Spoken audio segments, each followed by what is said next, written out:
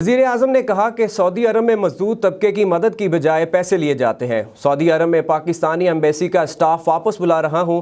तैनात सफ़ीर के खिलाफ इंक्वायरी का हुक्म दिया है, मिसाली सजाएं भी देंगे।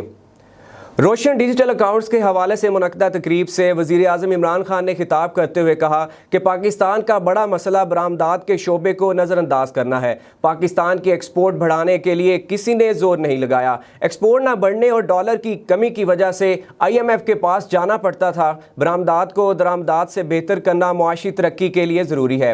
हमारे बैंकों को छोटे लोगों को कर्जा देने की आदत नहीं। इमरान खान का कहना था कि पिछले साल रिकॉर्ड तरसीलात ज़र आई हैं, तमाम रिकॉर्ड टूट गए। करंट अकाउंट खसारे की सूरत में रुपए की कदर में कमी आती है। करंट अकाउंट खसारा कम से कम रखना जरूरी है। तामीराती शोबे की बेहतरी के लिए बैंकों का किरदार काबिल सताइश है। रुपए की कीमत में इस्तेहकाम नहीं होता तो सरमायाकारी पर भी असर पड़ता है।